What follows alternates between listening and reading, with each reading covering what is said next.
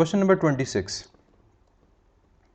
An object is reached from a height h above the ground, reaches the ground in 8 seconds. The time taken by the object to cover the first half distance is. एक object को height h से release किया, means उसकी जो initial velocity है वो 0 है. Reaches the ground in 8 second, 8 second में वो ग्राउंड तक पहुंची. क्या फाइंड करना है? Time taken by the object to cover the first half distance.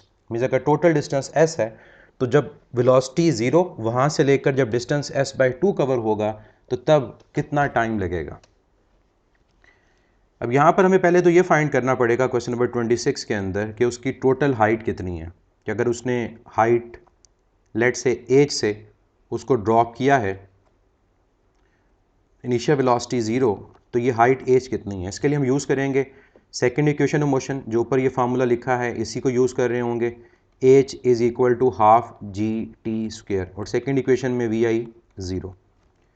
यहाँ से टोटल हमारा जो डिस्टेंस या हाइट कैलकुलेट हो जाएगी. जो टाइम है उसको ग्राउंड तक पहुँचने में वो 8 सेकेंड. 8 का स्क्वायर 64 इंटू 10, 640 डिवाइड बाई 2, यह आ जाएगा 320 मीटर. अब हमें ये चीज़ फाइंड करनी है कि जो फर्स्ट हाफ डिस्टेंस है मीन्स h/2, ये डिस्टेंस कवर करने में उसको कितना टाइम लगेगा. अगर ये डिस्टेंस पूछा है फर्स्ट हाफ तो दोबारा हमारे पास इनिशियल वेलोसिटी क्या होगी? 0. इसका मतलब इसको भी सॉल्व करने के लिए मैं सेकंड इक्वेशन को ही यूज़ करूँगा जो ये ऊपर इक्वेशन है. अब मैं इसको लिख देता हूँ h dash is equal to half G T dash का स्क्वायर. अब यहाँ से डायरेक्ट अगर मैं टाइम का रिलेशन लिखना चाहूँ तो टाइम का रिलेशन आएगा √2 टाइम्स h ओवर g. अब यहाँ पर वैल्यूज पुट कर दें. अब h डैश की जगह पर क्या आएगा? h/2, क्योंकि फर्स्ट हाफ डिस्टेंस उसने कहा तो ये कैंसिल हो गया. Formula h over g. अब h की वैल्यू पुट कर दें 320 और g हमारे पास कितना है? 10. यह आ गया √32. अब √32 को सॉल्व करना है तो √32 आप लिख सकते हैं इसको 16 इंटू 2, क्योंकि 16 का अंडर आपको पता है कि 4 होता है. तो ये आपके पास आंसर आ जाएगा 4√2 और इसी फॉर्म में हमारे आंसर है. तो correct option is Charlie, 4√2 second. इस क्वेश्चन में एक बात याद रखिएगा कि अगर वो आपको सेकंड हाफ के अंदर कहता कि सेकंड हाफ का टाइम क्या है तो फिर आप क्या करते? आपको टोटल टाइम पता है, फर्स्ट हाफ के टाइम में से सेपरेट कर देते तो सेकंड हाफ का टाइम कैलकुलेट हो जाता. इसको अगर मैं टी डबल प्राइम का नाम देता हूं तो ये इक्वल होगा टी माइनस टी प्राइम के, लेकिन ये इक्वल नहीं होगा क्योंकि वेलोसिटी हमारे पास जो होती है वो क्या कर रही होती है? इंक्रीज़ कर रही होती है. तो जो शुरू में डिस्टेंस कवर होगा वो कम होगा और बाद में जो डिस्टेंस कवर होगा वो ज़्यादा होगा. तो ये टाइम इक्वल नहीं होता. Next question number 27.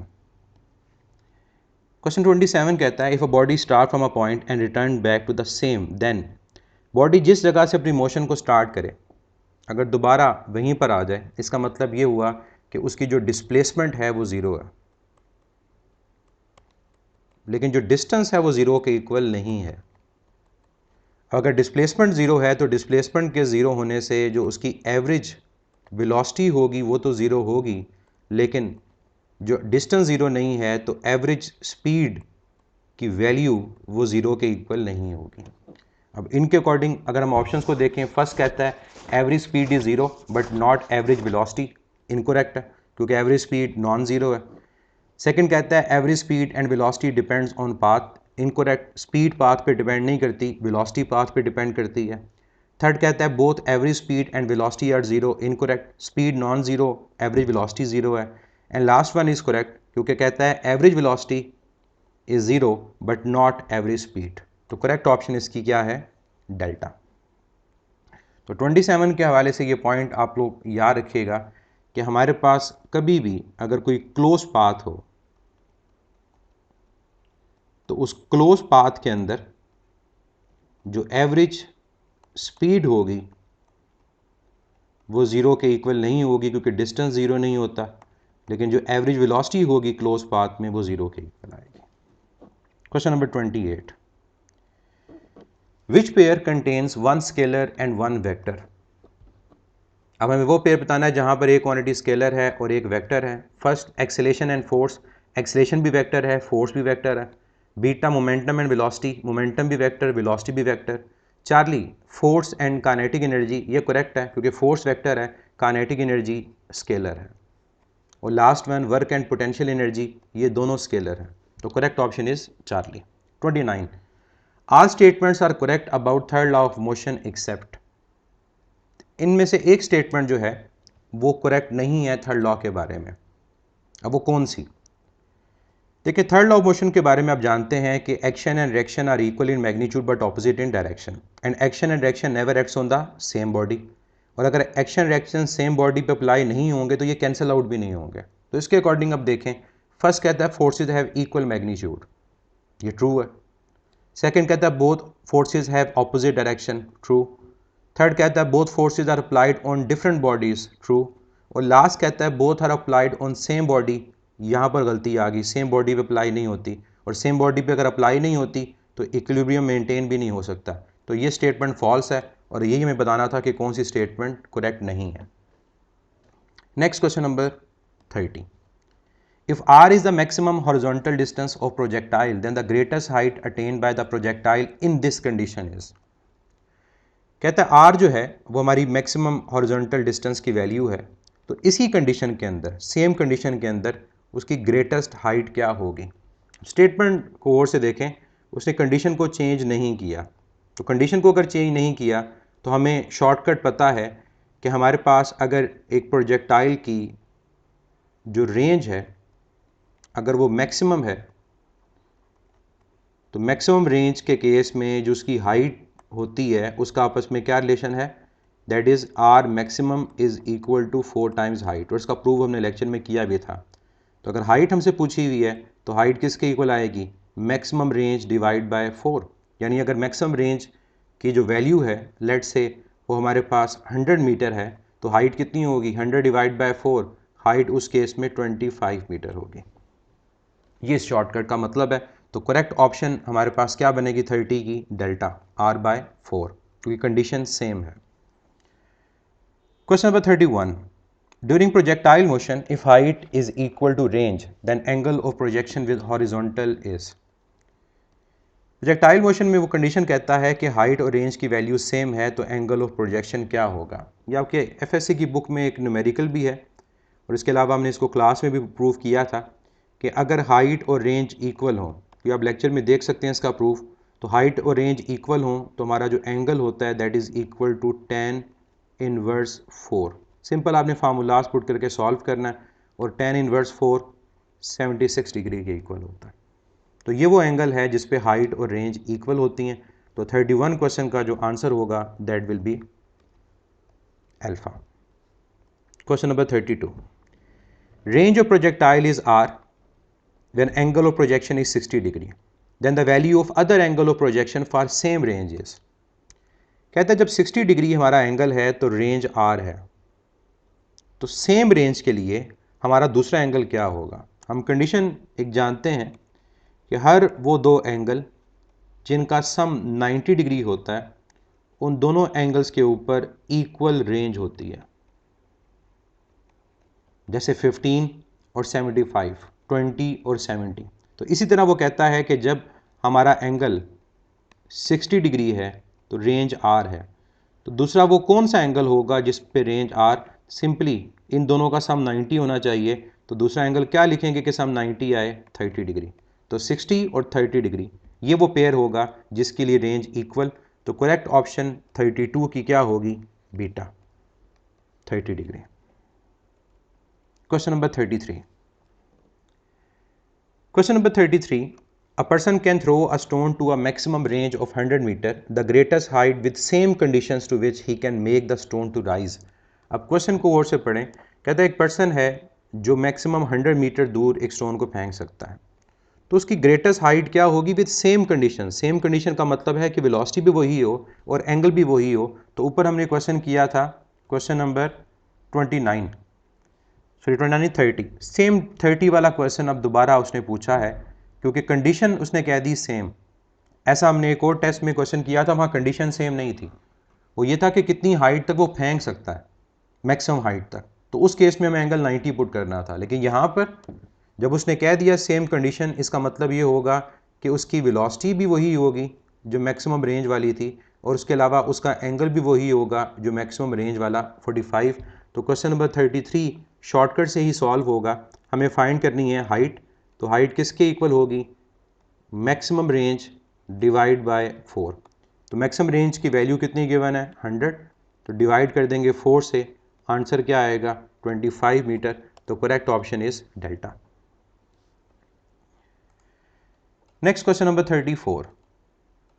34 में वो कहते हैं during projectile motion the quantities that remain constant are. Projectile motion के अंदर वो कौन सी क्वांटिटीज हैं जो कांस्टेंट रहती हैं।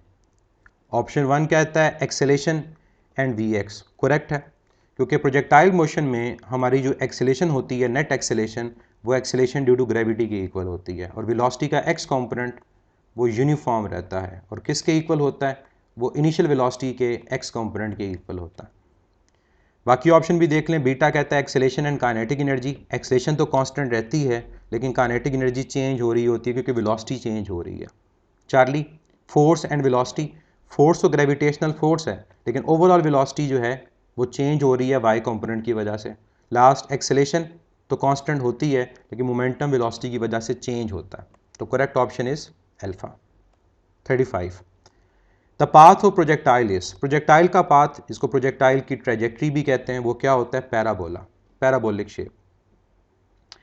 अब इसमें एक बात का ख्याल रखिएगा कि हमारे पास अगर तो ऑब्लीक प्रोजेक्टाइल मोशन है तब भी पैराबोला होगा, और अगर हमारे पास हॉरिजॉन्टल प्रोजेक्टाइल मोशन है तब भी पैराबोला होगा। तो चाहे हॉरिजॉन्टल प्रोजेक्टाइल मोशन का केस हो चाहे ऑब्लीक प्रोजेक्टाइल मोशन का, दोनों केसेस में ये जो पाथ हमारा होगा ये पैराबोलिक पाथ होगा। Question number 36 motion of projectile is simple है। प्रोजेक्टाइल जो मोशन होती है वो 2 डायमेंशनल मोशन होती है क्योंकि बॉडी हॉरिजॉन्टल और वर्टिकल दोनों डिस्प्लेसमेंट को कवर कर रही होती है, और हमने लेक्चर में ये देखा था कि प्रोजेक्टाइल मोशन में हम किस तरह से किसी भी पॉइंट के ऊपर हॉरिजॉन्टल डिस्प्लेसमेंट और उस पॉइंट के ऊपर वर्टिकल डिस्प्लेसमेंट को फाइंड कर सकते हैं। अगर हमें टाइम गिवन हो तो एक्स और वाई फाइंड हो सकता है, और इसके लिए हम यूज़ करते हैं सेकंड इक्वेशन ऑफ मोशन को। Next question number 37 2 projectiles at angle 30 degree, sorry 4 projectiles are launched at angle of 20 degree, 30 degree, 40 degree and 50 degree. Which of this projectile will have maximum range? अब 4 projectile हैं और 4 उनके different angles हैं, और ये पूछा गया है कि इनमें से किस प्रोजेक्टाइल की रेंज मैक्सिमम होगी। हमने लेक्चर में ये बात की थी कि हमारे पास जो एंगल 45 के जितना क्लोज होगा उतनी रेंज ज़्यादा होगी। अब मैं अगर इन चारों एंगल्स को एक नाम दे देता हूँ कि θ1 लेट से 20 डिग्री है, θ2 30 डिग्री, θ3 40 डिग्री, θ4 50 डिग्री। तो सिंपल ये देख लें कि इन सब का 45 डिग्री से डिफरेंस कितना है। अगर मैं θ1 का 45 डिग्री से डिफरेंस देखता हूँ तो ये 25 आएगा। θ2 का अगर मैं 45 से डिफरेंस देखूँ तो ये 15 आएगा। अगर मैं θ3 का 45 से डिफरेंस देखूँ तो 5 आएगा, और θ4 का 45 से डिफरेंस कितना आएगा, वो भी 5 आएगा। तो जितना 45 से डिफरेंस कम उतनी रेंज क्या होगी ज़्यादा, या यूं भी कह सकते हैं जो एंगल 45 के जितना क्लोज होगा उतनी रेंज ज़्यादा। तो हम यहाँ पर अगर वैल्यूज़ को देखें तो θ3 उसका भी डिफरेंस 5 है, θ4 का भी डिफरेंस क्या है 5। अगर दोनों का डिफरेंस इक्वल है तो दोनों पे रेंज सेम होगी, तो 45 के बाद मैक्सिमम रेंज 40 और 50 पे होगी। तो करेक्ट ऑप्शन क्या है delta. Both projectiles launched at 40 degree and 50 degree. और मैं कंडीशन एक दफ़ा फिर रिपीट कर दूं कि हमारे पास 45 डिग्री से अगर उस एंगल का डिफरेंस लिया जाए तो जितना वो डिफरेंस हमारा मिनिमम आएगा हमारे पास उतनी उस पॉइंट के ऊपर 45 डिग्री पे रेंज ज़्यादा आएगी। तो ये कंडीशन हम यहाँ पर यूज़ कर रहे हैं।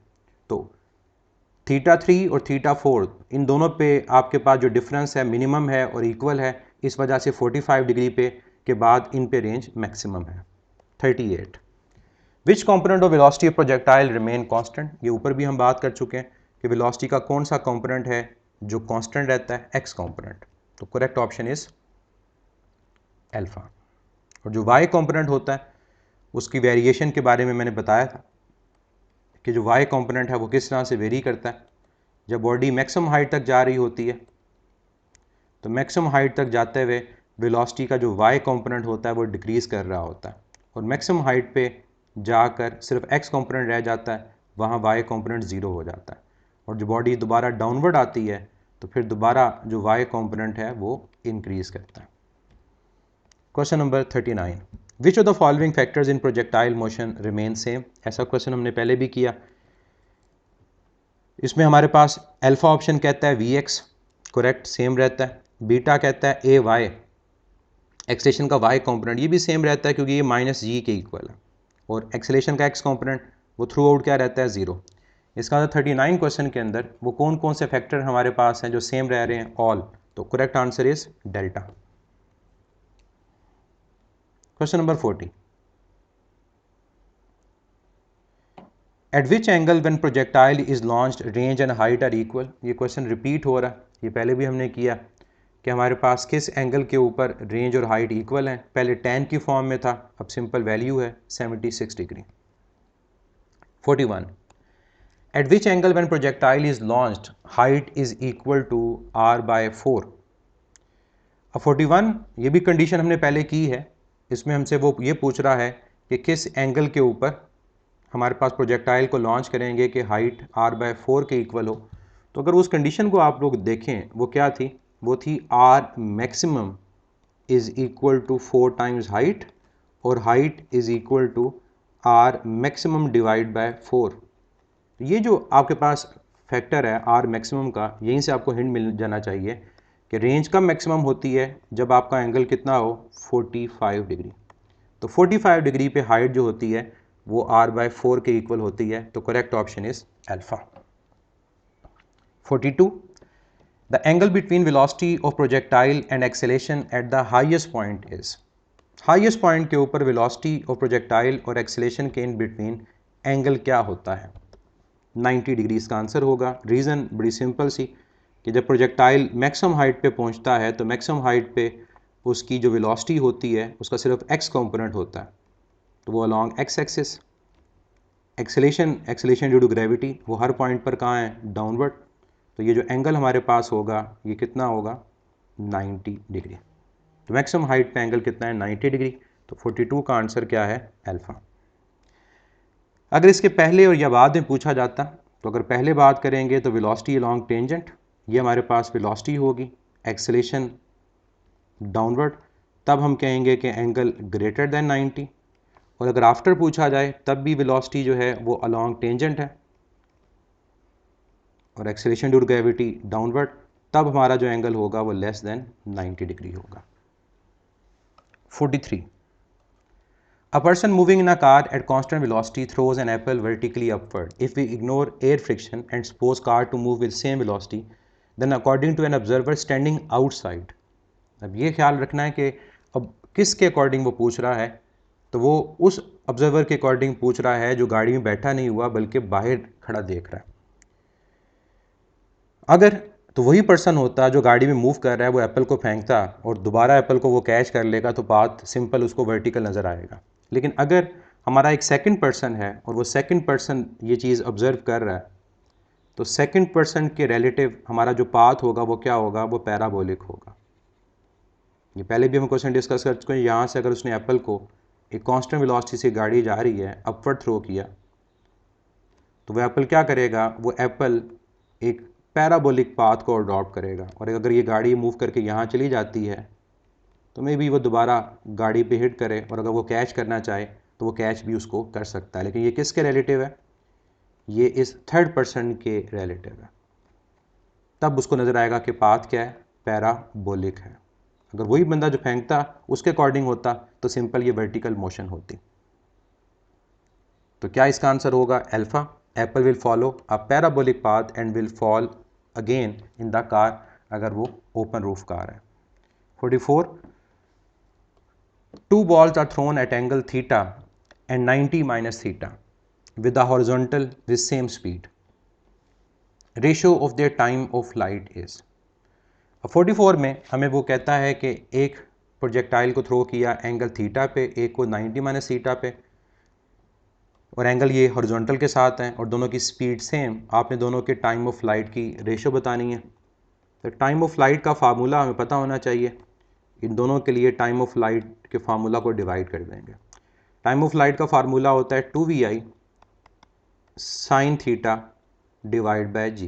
तो T1 के लिए मैंने एंगल थीटा 1 कह दिया और T2 2vi sine theta 2 over जी। तो सवाए साइन थीटा के तमाम जो वेरिएबल्स हैं वो क्या हो जाएंगे, वो कैंसिल आउट हो जाएंगे। तो 2vi भी कैंसिल हो गया, जी भी कैंसिल हो गया। तो रिलेशन सिर्फ हमारे पास जो रह गया वो रह गया sine theta 1 over sine theta 2।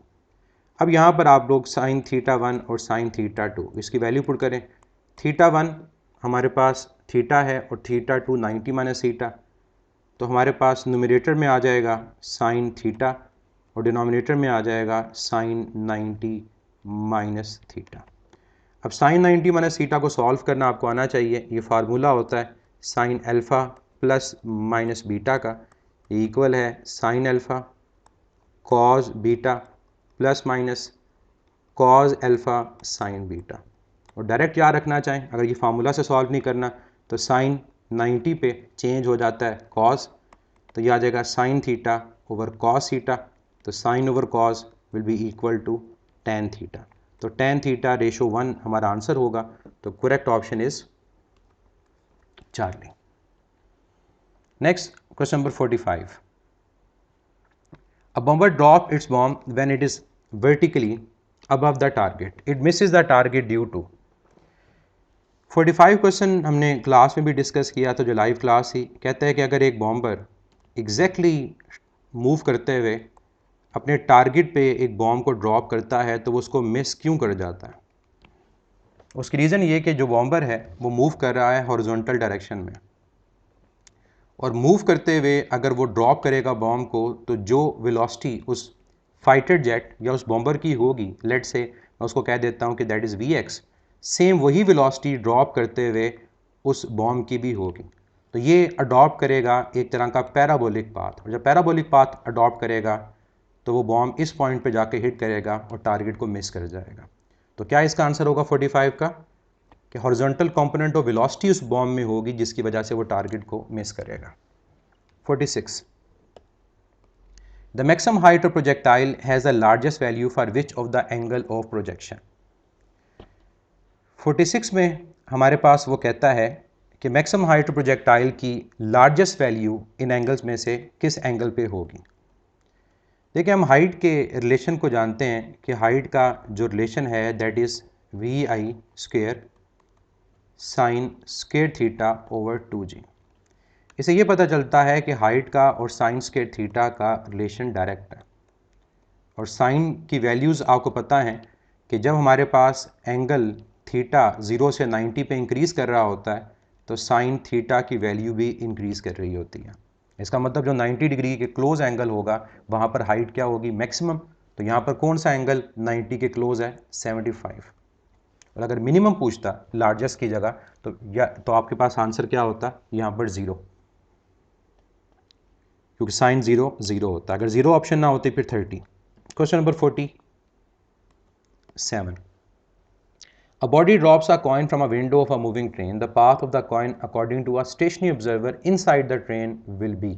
अब वही कार वाला केस जो एप्पल वाला था कि हमारे पास एक बॉडी ड्रॉप करती है कॉइन को एक मूविंग विंडो से, तो उस कॉइन का पाथ क्या होगा, किसके अकॉर्डिंग, उस स्टेशनरी ऑब्जर्वर के जो ट्रेन के इनसाइड है। तो अगर ट्रेन के इनसाइड के अकॉर्डिंग पूछा जाएगा तो फिर सिंपली उसको वर्टिकली नीचे फॉल करता हुआ नजर आएगा, लेकिन अगर बाहर से कोई उसको देखेगा तो फिर पैरा बोला। तो 47 का जो आंसर होगा वो क्या होगा, that will be alpha. 48. A ball whose kinetic energy is E and projected at angle 45 degree with the vertical line, kinetic energy at maximum height is. Kinetic energy एक बॉल की E है, उसको हमने project किया 45 degree vertical के साथ। इससे फ़र्क नहीं पड़ेगा क्योंकि वर्टिकल के साथ 45 तो हॉरिजॉन्टल के साथ भी 45 के लिए ये बात सेम रहेगी, लेकिन बाकी एंगल्स के लिए सेम नहीं रहेगी। तो क्या चीज़ फाइंड करनी है? काइनेटिक एनर्जी मैक्सिमम हाइट के ऊपर। तो क्वेश्चन 48, अगर आपने प्रोजेक्टाइल को वर्टिकल के साथ 45 डिग्री पे लॉन्च किया तो हमें एंगल चाहिए हॉरिजॉन्टल के साथ, तो 90 - 45 ये एंगल भी कितना होगा? 45 होगा। कितनी काइनेटिक एनर्जी से? ई से। तो ये पूछा है कि जब वो मैक्सिमम हाइट पे पहुंचेगा तो मैक्सिमम हाइट के ऊपर उसकी काइनेटिक एनर्जी क्या होगी। तो शॉर्टकट हम जानते हैं, तो शॉर्टकट क्या था? Kinetic energy at maximum height is equal to initial kinetic energy times cos square theta. अब इनिशियल काइनेटिक एनर्जी को उसने ई से रिप्रेजेंट किया, किस एंगल पे प्रोजेक्ट किया? 45, तो cos 45 होल स्क्वायर। cos 45 की वैल्यू हमें पता है 1/√2 होती है, तो 1/√2 का स्क्वायर ले लिया जाए, स्क्वायर अंडर रूट से कैंसिल हो जाएगा, तो आंसर आ जाएगा E/2। मीन्स 45 डिग्री पे थ्रो करने से हमारी काइनेटिक एनर्जी मैक्सिमम हाइट पे पहुंचते हुए हाफ हो जाती है। तो ये क्वेश्चन डायरेक्ट भी पूछा जा सकता था कि किस एंगल पे काइनेटिक एनर्जी मैक्सिमम हाइट पे इनिशियल के हाफ होगी, तब भी आंसर क्या होगा? 45 degree. Question number 49. In a competition, fielders are required to throw a cricket ball as far as possible. Under ideal conditions, the optimum throwing angle is 45 degree. What should this angle with respect to ground to be? First condition, strong wind against the direction of throw, and second, strong winds in the direction of throw. कहता है competition है जिसमें fielders को ये कहा जाता है कि उन्होंने